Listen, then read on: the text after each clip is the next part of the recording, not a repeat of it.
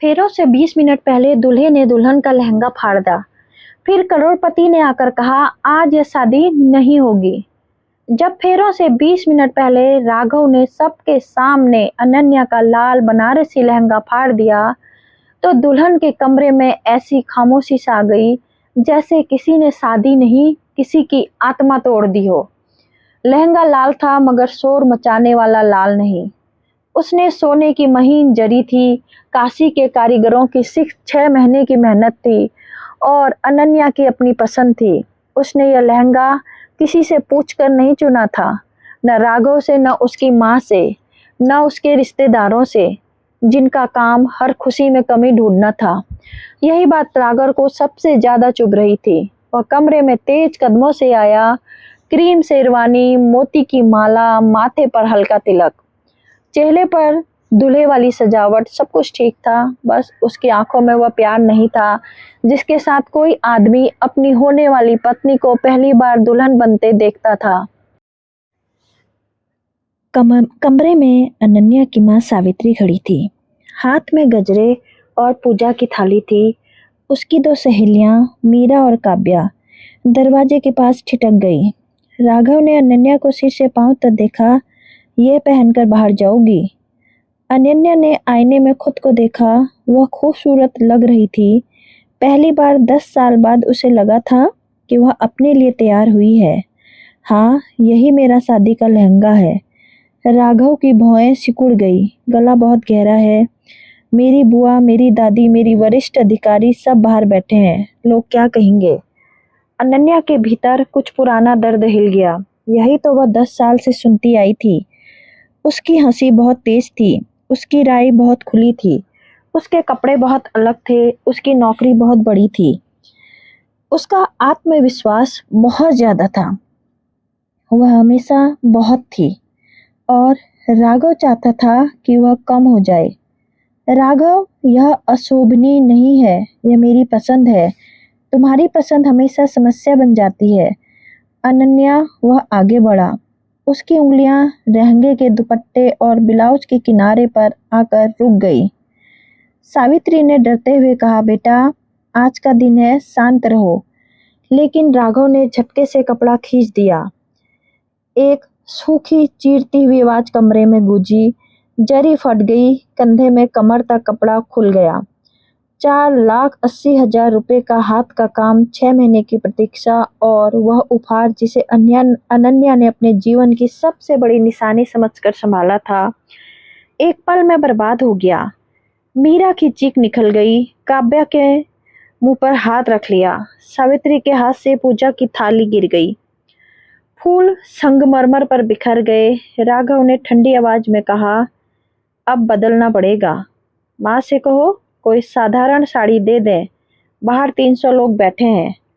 अनन्या ने आईने में खुद को देखा। फटा हुआ लहंगा, कांपते हाथ, आंखों में अपना अपमान, और अचानक उसे अपने पीछे 10 साल पहले वाली अनन्या दिखाई दी।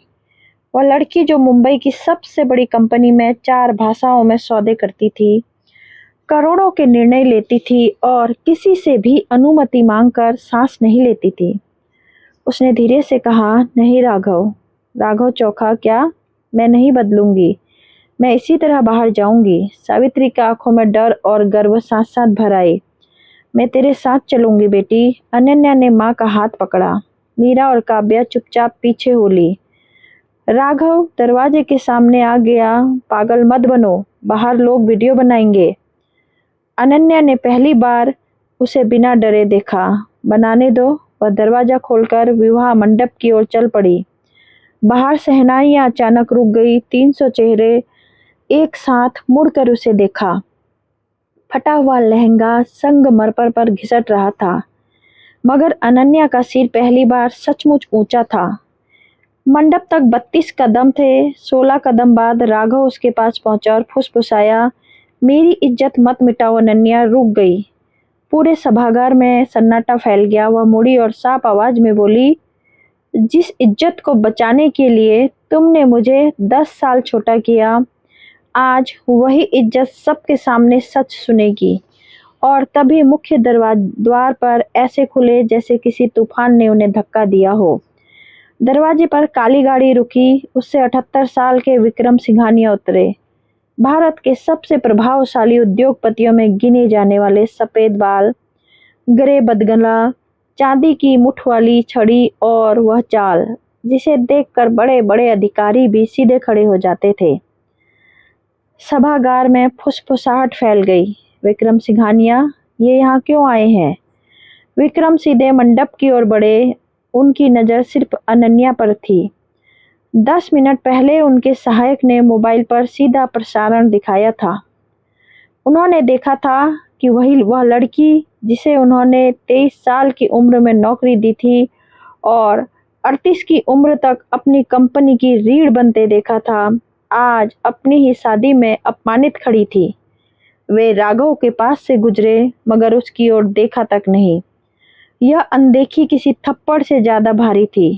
अनन्या उन्हें देखते ही टूट गई। सर, विक्रम ने उसे गले लगा लिया। माफी मत मांगो, आज तुम खड़ी हो यही काफी है।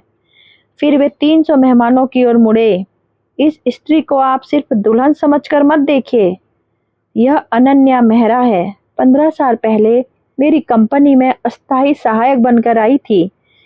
6 महीने से इसने वह सीख लिया जो कई लोग 6 साल में नहीं सीखते। 27 की उम्र तक यह 4 भाषाओं में व्यापारिक बातचीत करती थी। 29 की उम्र में मैंने इसे एक परियोजना की हिस्सेदारी दी थी जिस पर मेरे सलाहकारों ने मुझे पागल कहा था। वही परियोजना आज 180 करोड़ की है। राघव का चेहरा पीला पड़ गया। विक्रम ने फटे लहंगे की ओर इशारा किया। यह लहंगा मैंने उसे 10 साल पहले दिया था। कहा था जीवन में सबसे बड़े दिन पर वही पहनना जो तुम चुनो। यह कपड़ा नहीं, उसकी स्वतंत्रता की निशानी थी और आज इसे फाड़ा गया क्योंकि एक आदमी उसकी चमक से डर गया। फिर उन्होंने हाथ बढ़ाया। बेटी, यहाँ शादी नहीं होगी। यहाँ से एक स्त्री अपना भविष्य वापस लेकर जाएगी। अनन्या ने राघव की ओर अंतिम बार देखा। 10 साल एक पल में राख हो गए। उसने विक्रम का हाथ थाम लिया। तभी राघव की मां उठकर चीखी, अगर यह गई तो हम सबको बर्बाद कर देगी। अनन्या रुक गई क्योंकि उस चीख में डर से ज्यादा छिपा हुआ अपराध था। राघव की मां शकुंतला की आवाज पूरे सभागार में कांपती हुई फैल गई। वह अब दुल्हन से नाराज सास नहीं लग रही थी, बल्कि ऐसी औरत लग रही थी जिसे अचानक याद आ गया कि उसके घर की दीवारों के भीतर छिपे सारे राज अब बाहर गिर सकते हैं।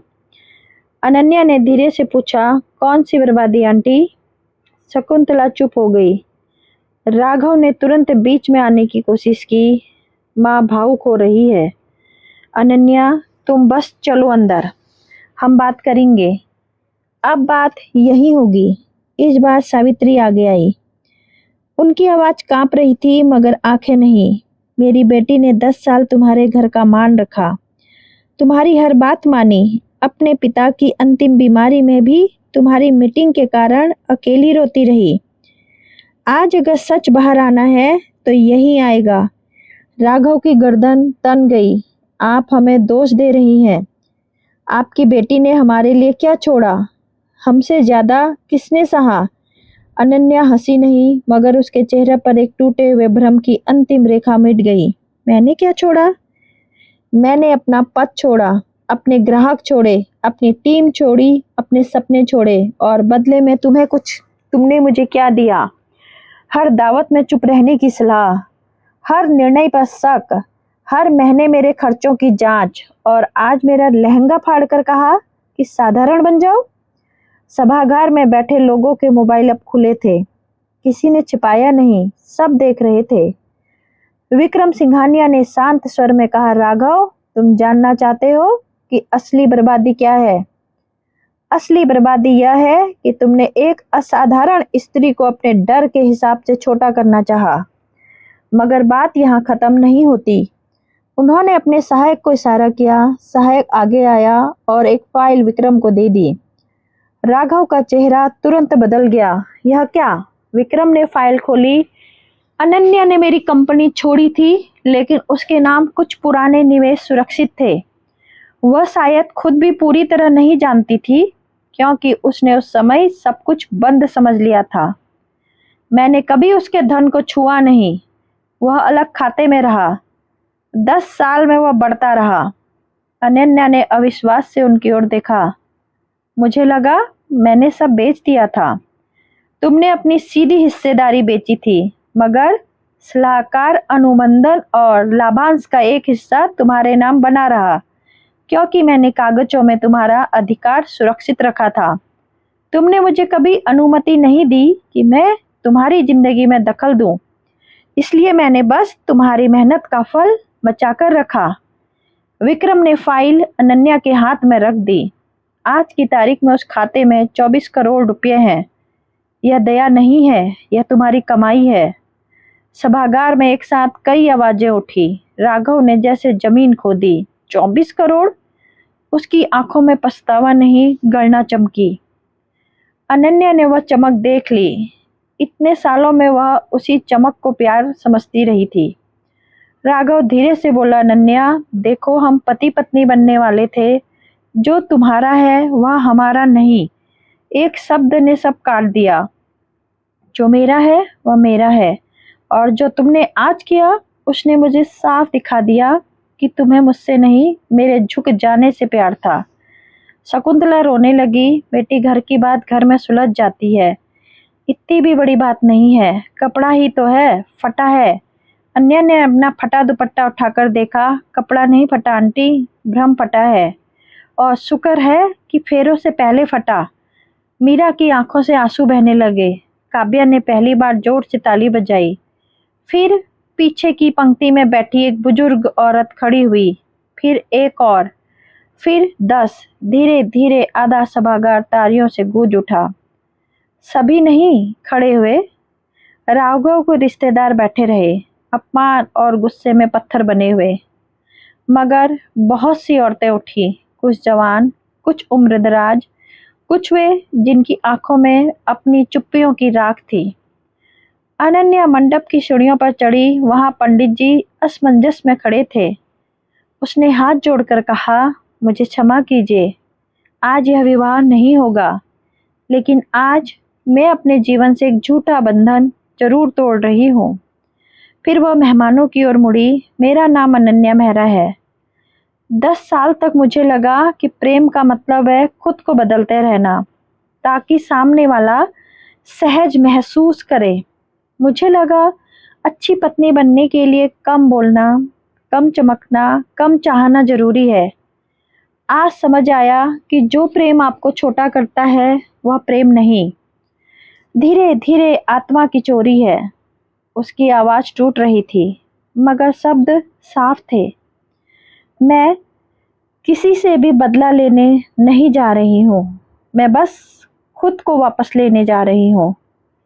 राघव ने आखिरी कोशिश की।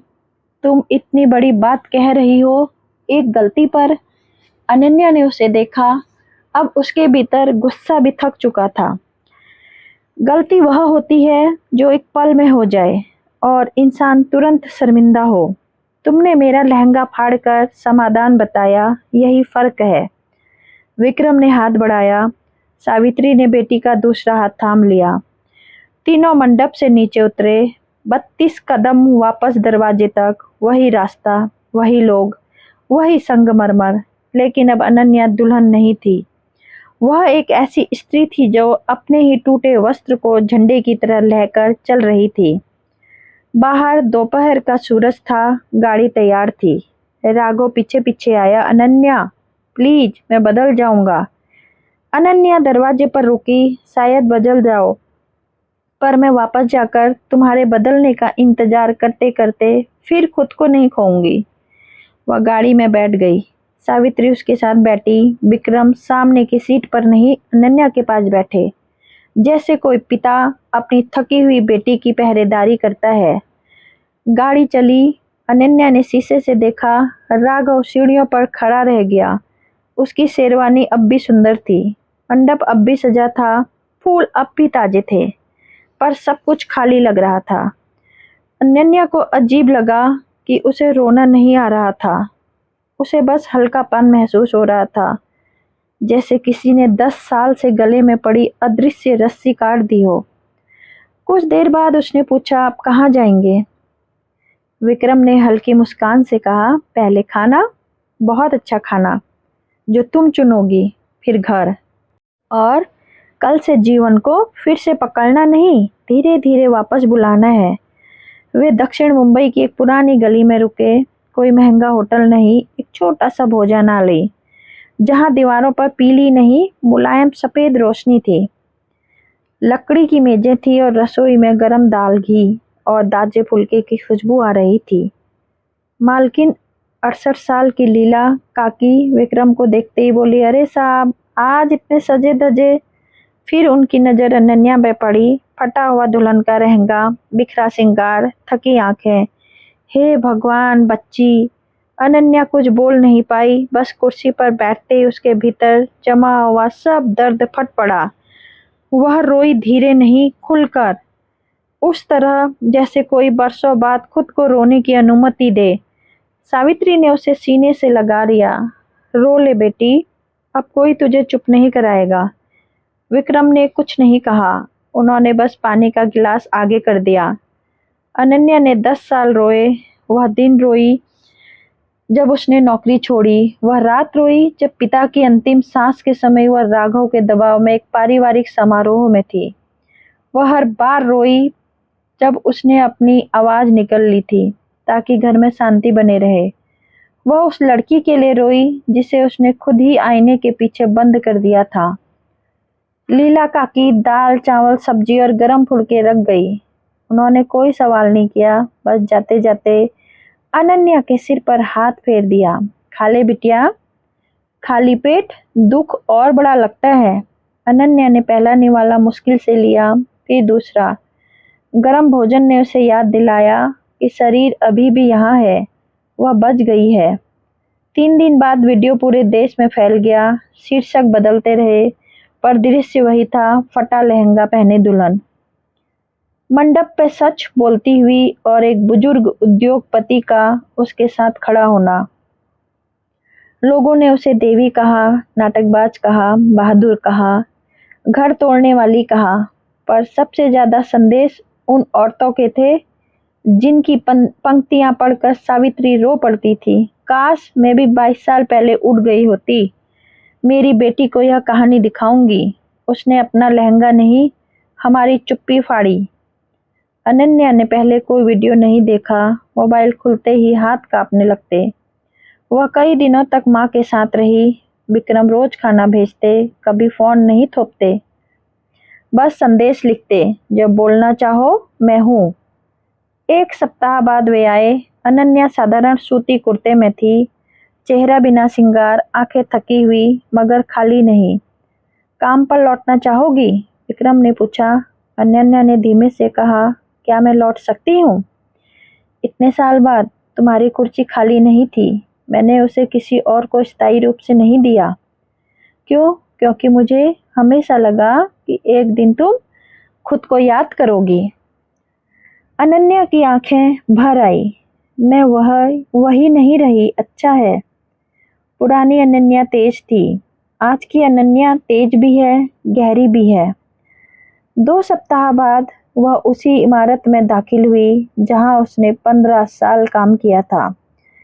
सुरक्षाकर्मी रमेश ने उसे देखते ही हाथ जोड़ दिया। मैडम, आपने बहुत हिम्मत दिखाई। मेरी पत्नी ने आपका वीडियो देखकर कहा, हमारी बेटी को ऐसा ही बनना है। अनन्या ने पहली बार हल्की मुस्कान दी। लिफ्ट 28वें तल पर खुली। सामने वही गलियारा, वही कांच की दीवारें, वही शहर का फैलता दृश्य। उसने पुराने कमरे के बाहर नाम पट लगा था, अनन्या मेहरा, परिचालन निर्देशक। विक्रम दरवाजे पर खड़े थे। स्वागत है। कमरा लगभग वैसा ही था। मेज, कुर्सी, दीवार पर पुराने प्रमाण पत्र और खिड़की से दिखता समुद्र। अनन्या ने कांच पर हाथ रखा। मैंने इस जगह को बहुत याद किया, तो वापस ले लो। पहले महीने कठिन थे। नई प्रणालियां थी, नए लोग थे, नई गति थी। कई बार वह घर आकर रोई कि शायद वह सच में पीछे छूट गई है, पर हर सुबह वह फिर गई। उसने सीखा, पूछा, गलती की, सुधारा। 3 महीने में उसने 2 बड़े अनुबंध बचाए। 6 महीने में उसने घाटे वाली इकाई को लाभ में बदला। 8 महीने में उसकी टीम उसे मैडम नहीं ढाल कहने लगी, क्योंकि वह किसी कर्मचारी को छोटा महसूस नहीं होने देती थी। राघव ने बहुत संदेश भेजे, माफी, गुस्सा, पछतावा, फिर प्रेम। अनन्या ने कोई जवाब नहीं दिया। 4 महीने बाद उसने एक अंतिम संदेश भेजा, एक बार मिल लो, मैं सच में बदल गया हूँ। अनन्या ने सोचा उसे लौटना नहीं था, मगर अध्याय बंद करना था। वे एक सार्वजनिक कैफे में मिले। राघव दुबला लग रहा था, आंखों के नीचे काले घेरे थे। मुझे माफ कर दो, उसने कहा, मैं डर गया था, तुम्हारी ताकत से, तुम्हारी कमाई से, तुम्हारे आत्मविश्वास से। मुझे लगता था तुम कभी भी मुझसे बड़ी हो जाओगी। अनन्या ने शांत स्वर में कहा, मैं पहले से बड़ी थी राघव। प्रेम में बराबरी चाहिए थी, प्रतियोगिता नहीं। वह सिर झुकाकर बैठ गया। क्या तुमने कभी मुझसे प्यार किया था? अनन्या ने देर तक उसे देखा। हाँ, पर मैंने प्रेम से ज्यादा उस उम्मीद को पकड़े रखा कि एक दिन तुम मुझे वैसे देखोगे जैसी मैं हूँ। वह दिन कभी नहीं आया। वह उठ गई। अपना ख्याल रखना, और अगली बार किसी स्त्री से प्रेम करो तो उसकी रोशनी बुझाकर नहीं। 1 साल बाद अनन्या ने अपना 39वां जन्मदिन उसी छोटे भोजनालय में मनाया। लीला काकी ने खास दाल बनाई, सावित्री ने घर का हलवा लाया, विक्रम ने बिना शोर वाला छोटा सा उपहार दिया, एक चांदी का फ्रेम। इसके लिए अनन्या ने पूछा। विक्रम मुस्कुराए। तुम्हारे निर्णय के लिए। अगले दिन अनन्या ने अपना फटा हुआ लहंगा उस फ्रेम में लगवाया, जैसा था वैसा, फटी जरी, टूटा किनारा, दुपट्टे पर हल्का धब्बा। उसे उसने अपने कार्यालय की दीवार पर टांग दिया। लोग पूछते, मैडम यह क्यों? वह कहती, ताकि मुझे याद रहे कि सुंदर चीजें टूट सकती हैं, लेकिन टूटना अंत नहीं होता। कभी कभी वही दरार दरवाजा बन जाती है। सावित्री जब पहली बार कार्यालय आई, उन्होंने फ्रेम को देखा और बहुत देर तक चुप रही। दर्द नहीं होता इसे देखकर। अनन्या ने माँ का हाथ पकड़ा। अब नहीं, अब यह दर्द नहीं, प्रमाण है। किस बात का? कि मैं बच गई। उस रात वह अपने घर लौटी, वही घर जिसकी चाबी अब सिर्फ उसके पास थी। उसने बाल खोले, चप्पल उतारी और खिड़की के पास खड़ी हो गई। नीचे शहर जल रहा था, हॉर्न, रोशनी, लोग, भागती हुई जिंदगी। उसे अकेलापन महसूस हुआ, लेकिन वह अकेलापन चुना हुआ था। वह उस अकेलेपन से 1000 गुना बेहतर था, जिसमें वह राघव के साथ रहते हुए भी अदृश्य थी। अनन्या मुस्कुराई। 38 की उम्र में उसने जाना था कि देर से मिली स्वतंत्रता भी स्वतंत्रता ही होती है। सम्मान के बिना प्रेम सिर्फ सजाया हुआ पिंजरा है, कि किसी भी मंडप, किसी भी परिवार, किसी भी समाज की इज्जत एक स्त्री की आत्मा से बड़ी नहीं हो सकती। लहंगा फटा हुआ था, पर अनन्या आज पूरी थी। दोस्तों, अगर आपको मेरी कहानियाँ पसंद आती हैं तो मेरे चैनल को लाइक से सब्सक्राइब करके मुझे भी सपोर्ट कीजिए और आगे बढ़ाइएगा। सब्सक्राइब कर दीजिए।